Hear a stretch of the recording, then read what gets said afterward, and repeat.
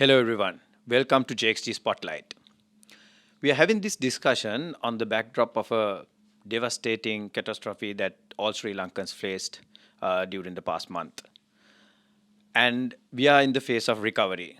I know Sri Lankans have been resilient, many situations in the past, but we have bounced back harder. Janashakthi Group, we are envisioning breaking barriers, forging futures. We envision of a society which is inclusive, financial well-being being taught, and a wealthy nation. And to do that, I think we need to look at inspiration. When we face negative situations, we look at each other for inspiration. And here's a situation that we are trying to bring in some thoughts to inspire people and motivate our nation to move forward. And a person that we all look up at our group level is our group managing director, group CEO, Mr. Ramesh Schaffter, for inspiration. So I have taken the privilege of inviting Mr. Ramesh Schaffter for today's JXT Spotlight. Mr. Ramesh Schaffter, welcome to JXT Spotlight. Thank you. Thank you for having me. Ramesh, today's discussion is quite different from all the topics we've been discussing. This is not going to touch on any financials, no on any financial literacy or economics or whatever. We're talking about inspiration. And Sri Lanka, if you look, rewind, 2004 we faced tsunami. Come 15, 16, and going in from COVID to economic crisis, Easter Sunday attack, all that in Sri Lanka has faced a lot of challenges, and we have bounced back as a resilient nation, and that's a core strength we have. As a corporate leader and a people's man, how do you see Sri Lankans keeping them motivated, resilient, and bouncing back? Thank you, Gamika. You reminded us of the tsunami, which was absolutely devastating in terms of loss of life, anything between 30 and 50,000. And one may look at the last month's events and say perhaps 1,000 people have died, so it's nothing compared to tsunami.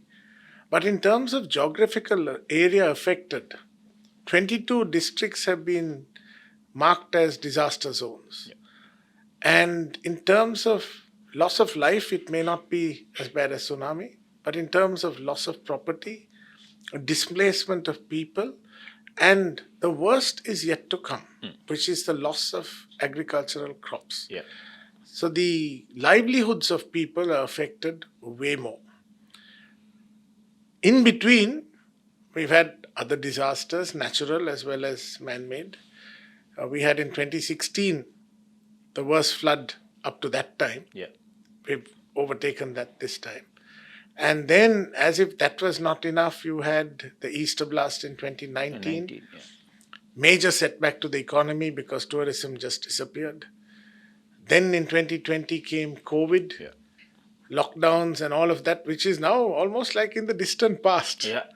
And just when we were raising our heads after COVID came the economic crisis, which set us back as a country even further. We had turmoil, we had a president who was ousted, and then today we have a government that has a 2/3 majority, there's stability in government, and things were looking up. Decent, yeah. And suddenly we have this. So what do we do? If we had to describe Sri Lankans, two words come to my mind. One is resilient. Yeah. The second is actually not one word, but it's a phrase, happy-go-lucky. Okay. Whatever the adversity, we find something to be happy about. We're a happy people. We're smiling all the time. Yeah. And even during tsunami, and especially during tsunami, I was involved in a lot of relief work, visited several camps. The one thing you could see is in the midst of that adversity, people were smiling, people were laughing, people were finding ways to have fun. They were playing cards on the side or they were doing something else. I remember I went with some of the cricketers and they were even playing a little cricket on the side. On the side, yeah. Because you find something to be joyful about in the midst of this calamity, in the midst of adversity. And those two things have kept Sri Lanka alive. The third thing which I'm seeing this time around is people coming together. Friend helping friend, perhaps that's expected. Neighbor helping neighbor, perhaps that's also expected. But the beautiful thing is there's stranger helping stranger. And there has come about now in this adversity, perhaps because of the national adversities we've had in 2019, 2020, and so on, a coming together of diverse communities helping each other. For example, we saw boats being brought from the east coast to the west coast to Yeah. help with relief operations. We've seen, and just last week I heard of a busload of people from Deniaya going to places like Passara and Badulla and Nuarelia and to Ragala, which was almost impassable, with aid. And that's the beautiful thing about our country. So I think that is a foundation for recovery. Yeah. Resilient, and also we don't Absolutely. take life too seriously. I think time and time again, the nature or whatever the situation gives us opportunity to unite as Sri Lankans, irrespective of our race, religion, or whatever, or the district. I think it's a great opportunity. I believe that as Sri Lankans, we can move forward. Ramesh, now it's easy for us to say when you're faced with a situation like this, when you're set back, to bounce back, it's tough. Now, as a corporate leader and also wearing your hat as a religious person, how do you what how can you motivate a person? I mean your house is gone, your livelihood is gone, your possession, it could be your crop, the vehicle, everything is gone. How can somebody like find hope and find belief and bring back to your purpose? So, Gamika, failure is not final.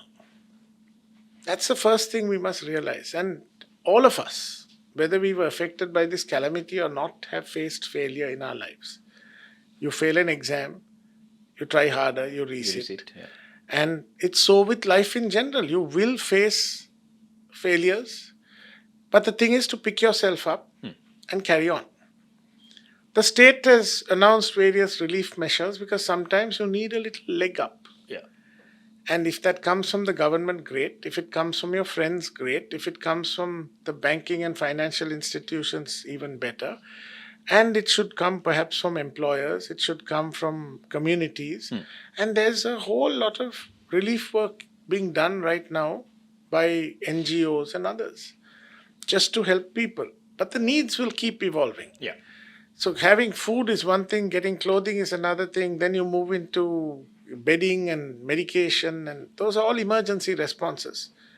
But rebuilding someone's small business or rebuilding their livelihoods, I heard about a lady who earns a living by sewing, and the sewing machine is full of mud and whatever else, and it might take an extra helping hand for her to recover that position. Right. So that might require people coming alongside.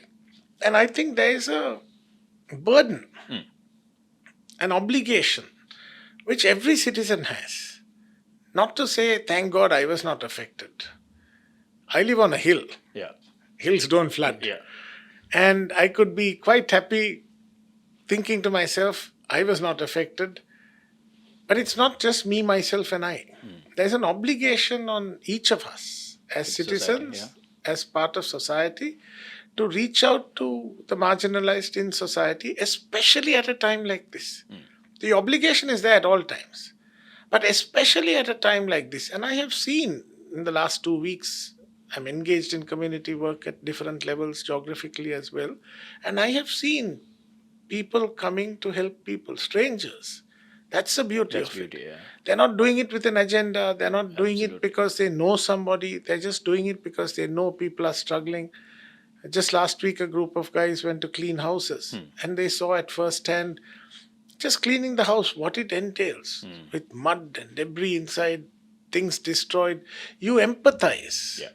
And I think part of this recovery journey is having people actually understanding what you're going through. Each other, yeah. And Sri Lanka will rise again. Yeah. And we are a strong nation, we're a united nation, and we are a very helpful natured nation. We help strangers all the time, whether there is a cyclone or not. Yeah. So I'm sure that will happen. And I'm sure that will help everybody to restore their livelihoods, raise their heads once more. And I really, really hope to see that happening really soon. Ramesh, I'd like to drill a little bit more on the inspiration and hope. I think, let's take, for instance, somebody who's really affected and completely lost hope. I mean, it's natural. Like, I'd say, okay, everything is destroyed. I'm like really down. Yes, I understand there's help coming from various sources. But mentally, that you're down, you're completely out, and you're devastated. Maybe you have lost some loved ones as well. A person like that coming to you for some inspiration, motivation, because you're I've seen you motivating us every day, and rest of the communities also.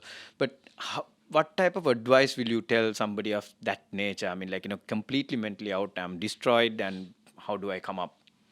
Question. So, in response to any tragedy, any situation, uh, people will tell you there is the fight or flight. There is the fight where you actually fight back, Fight it out, yeah. try to come out of whatever situation. There's flight where you literally and otherwise you run to safety, run away from where there's turmoil. Some people freeze, they're just not sure what to do. And I will talk later about the psychological impacts because that's very real.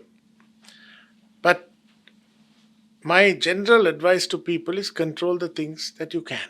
But within your control. Yeah. None of us could stop or control Cyclone Diltwah. Absolutely. But there were things that you could have controlled, and there are things you can control even today. You can control how you restore your livelihood. You can control how you clean your premises or how you get back to normalcy. And many are still in camps. And you can control how you respond in terms of your own agitation and despair. Because you getting angry about the situation and lashing out at whether you lash out at the government or you lash out at climate change people who deny that there is such a thing, it is a response from a place of hurt. And that's not the right response. You try to control what is within your area of control. You try to keep moving forward. I always remember and quote Martin Luther King, who said, if you can't fly, you must run. If you can't run, you must walk. If you can't walk, you must crawl.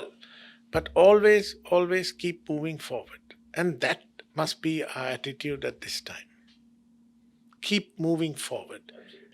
We can look back, we can learn from our lessons, and we know that sometimes we take time to learn from our lessons. Some didn't evacuate when they were asked to evacuate. Yeah. Nobody likes to leave their house and move. Absolutely. Because they can't see the storm. And then they get caught out and water levels rose very fast. We learn from those things. But the key aspect is the psychological trauma that may have been caused. Displacement from your home, from your security, it doesn't matter whether you're a rich person or a poor person, your home is your security.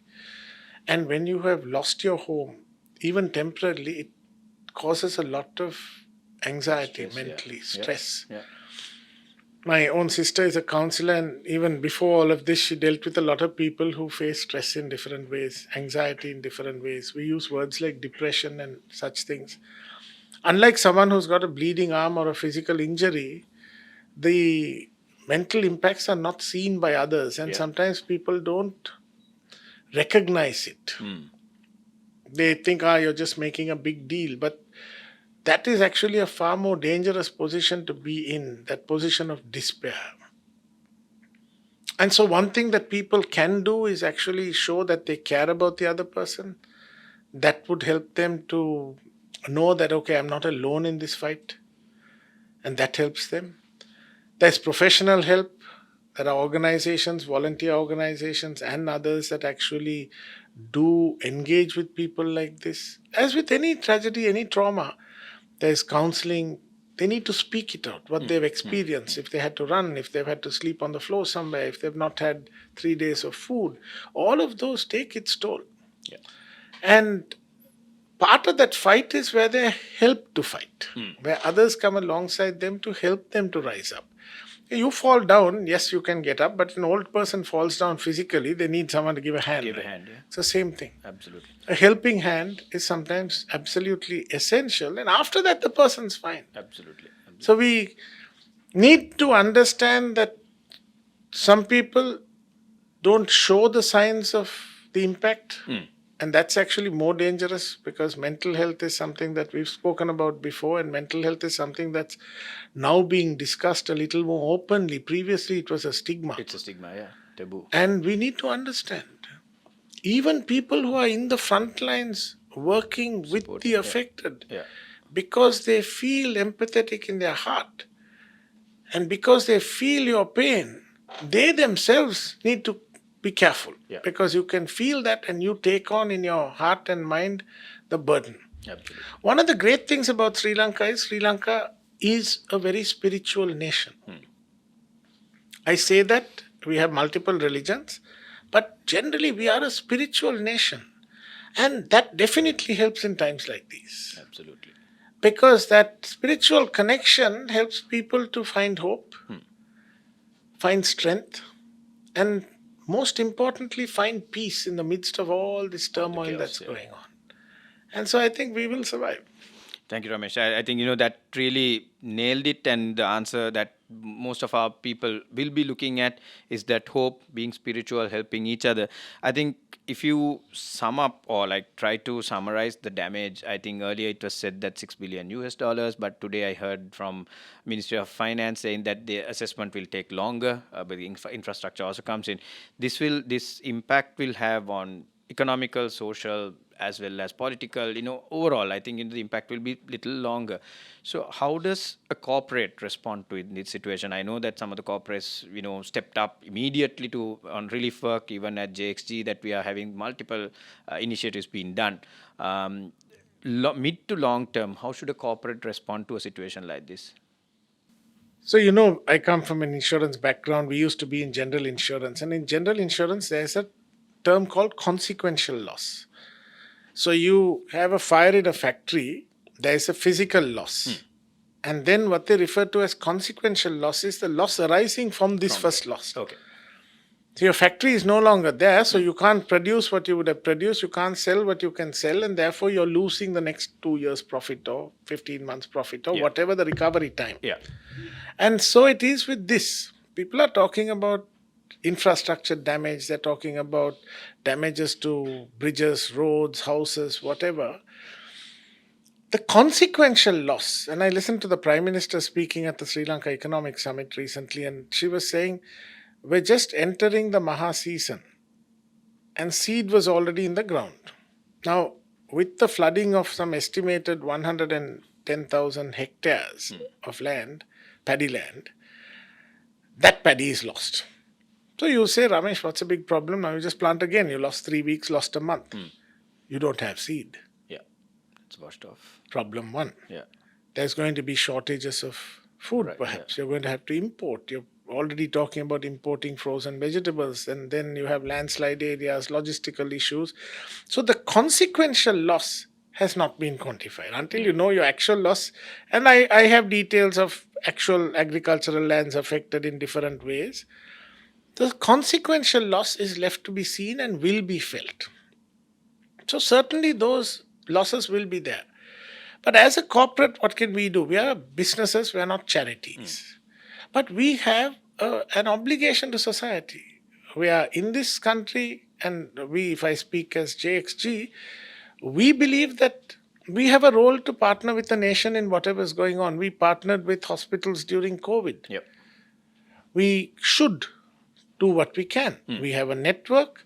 We control the things we can. Absolutely. So what are the things we can control? We can control raising of funds. We can control relief work using our manpower. We can control collection of clothing, because I'm sure all of us have excess clothing at home. So it doesn't really cost us something to share some of this clothing. Then there's the question of, yes, we have profit as a motivation, but what can we as a corporate do in terms of coming alongside the nation in this time of crisis? This is a 1-year blip or a 6-month blip. And we are here for the long haul. Absolutely. For the rest of our lifetimes. So we have to make sacrifices today, and I think many corporates have done that. And Sri Lankan corporates are driven by Sri Lankans, and they do that. And they're not doing it for political gain, they're not doing it for marketing mileage, because they're far better mileage they would receive if they actually went and spent that on advertising. Absolutely. But you've seen the mood in the country is such that many corporates have cancelled their events. They've cancelled their Christmas parties, and I think we need to move away from the glitter of Christmas. We're in that season. It's a season of joy, it's a season of celebration, but it has to be a muted celebration. How can you have a celebration when people are in refugee camps? It's just not right. And I think corporates have understood that lesson. They've taken that on board. You've seen many cancellations. And I think each one is called to do what they can. Yeah. You can't save the whole world. Yeah. But you can reach out to your own communities, perhaps your staff members, perhaps their families, perhaps the communities in which your business is operating. If those communities are affected, you have an obligation. We call it corporate social responsibility, which is trying to put a name to it. But we've always had an obligation Towards the society. If your neighbor is struggling with something, you have an obligation to reach out to your neighbor. And I think corporate Sri Lanka has that obligation. If they are, and understand in this crisis, some are going to have good times. With COVID, some companies made money hand over fist. Right. Yeah. With every crisis, there's a winner and a loser. And some will be winners. And I think those winners also need to, and I've been engaged with trying to buy mattresses and medicines and things like that. And many corporates are saying, okay, we'll give a discount for this. Okay.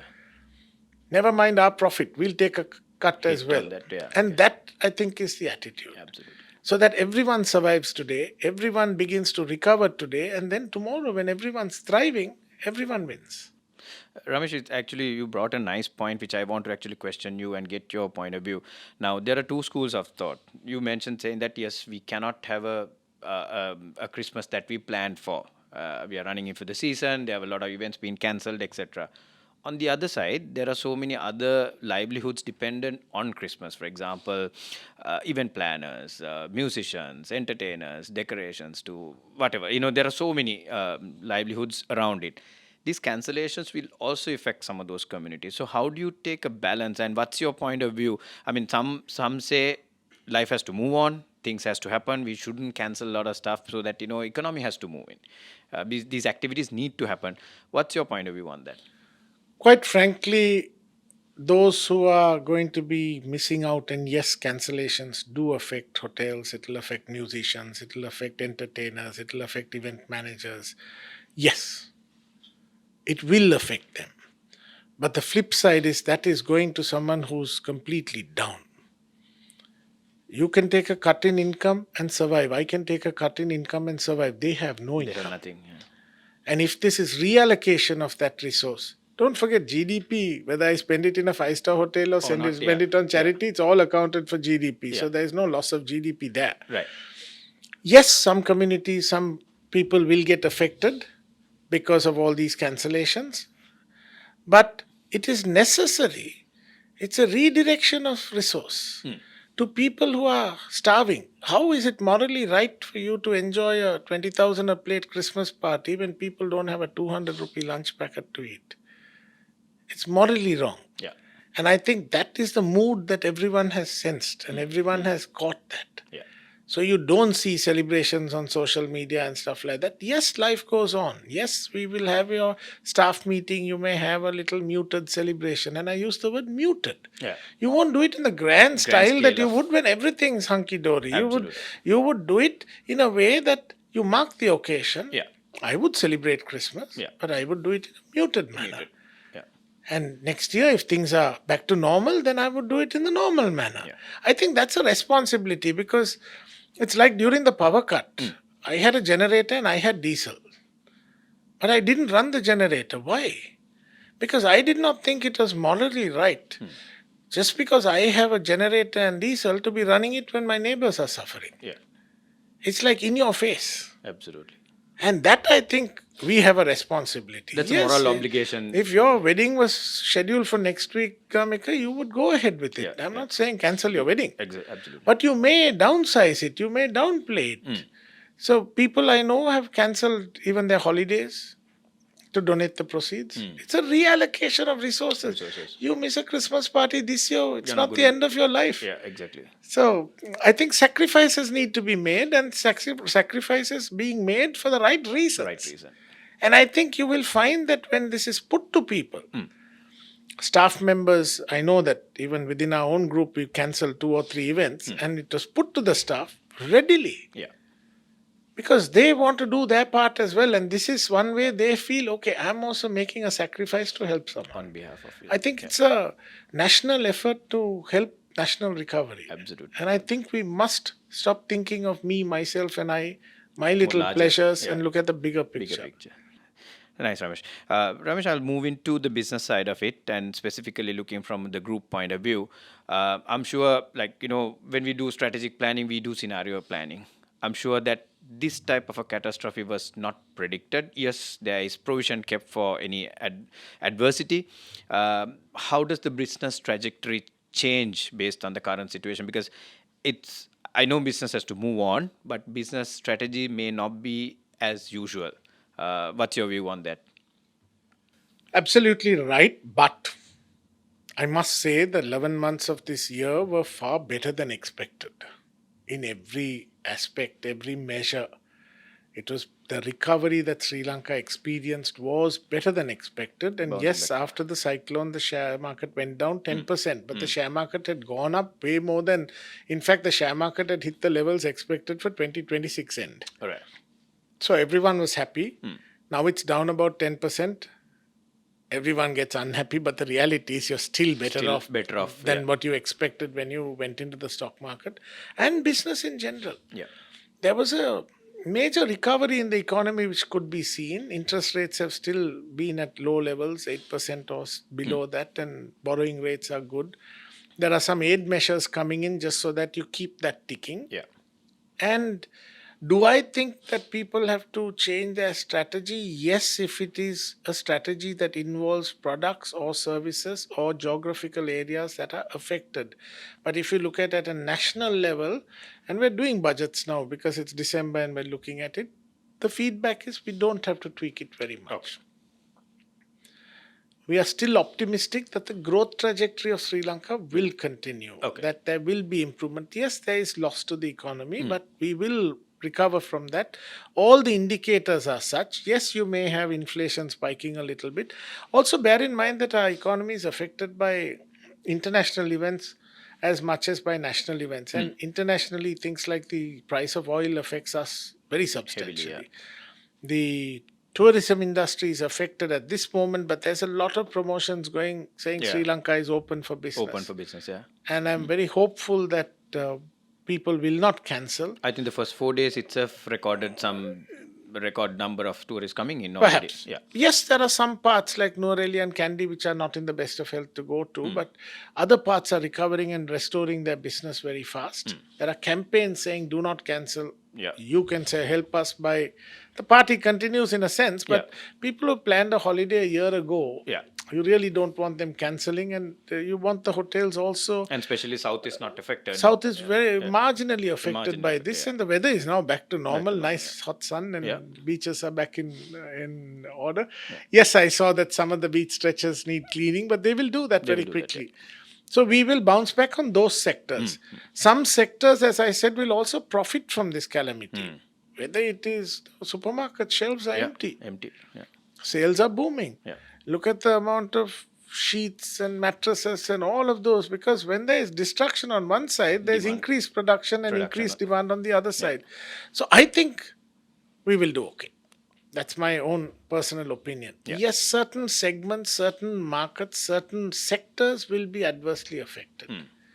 And that those are the ones that need some support. Sure. But overall, as a nation, I think the economy is in good shape. Yes, we've taken a dent, a hard dent, a hard knock, but I don't think that's going to stop us. We're on the right trajectory. Thank you, Ramesh. I want to keep the discussion very, very focused in terms of bouncing back rather than I think, I can drive into the economy, the interest rate to all that. I'm not going to divert our conversation onto that. So thank you for taking time off and contributing. Your message from a more inspirational motivation point of view surely will encourage our followers as well as share this message across Sri Lanka as well. On a closing note, your final message to all Sri Lankans who are following us on our channel. I like to say Sri Lanka is a resilient nation, just like I said at the beginning. I have seen the positive outcome of this cyclone Diltwah being communities coming together. And that is our greatest strength. We say this as part of Janashakthi Group, stronger together, stronger than ever. But I think it applies to this nation that if we come together, because we have people who are talented, We have people who can do their part. We have seen sacrifice. We saw even that helicopter pilot sacrificing his life. We saw naval officers,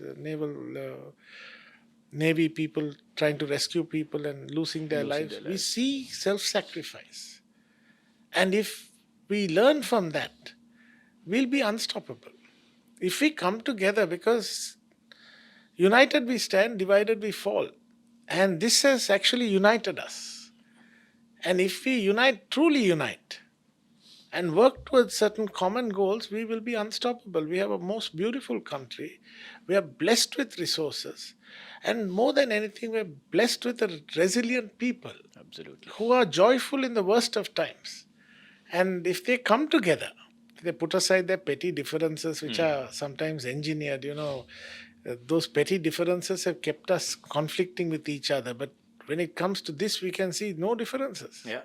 Everyone's coming together, and we can really flourish as a nation. And I think we've had 30 years of petty differences, conflict, bickering at each other, and we need to move forward from that. And this can be a clean slate to start and go forward. Absolutely, absolutely. So, thank you very much, Ramesh, for taking time off and joining JXG Spotlight. I wish you all the very best on the future plans and endeavors. Thank you, Gamika.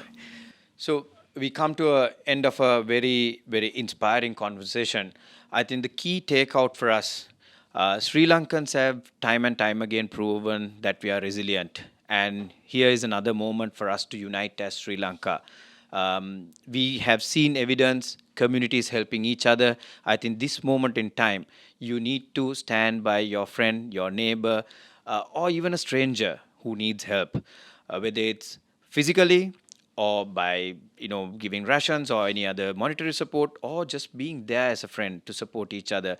I think this gives a great opportunity, and as JXG we always believe stronger together, stronger than ever.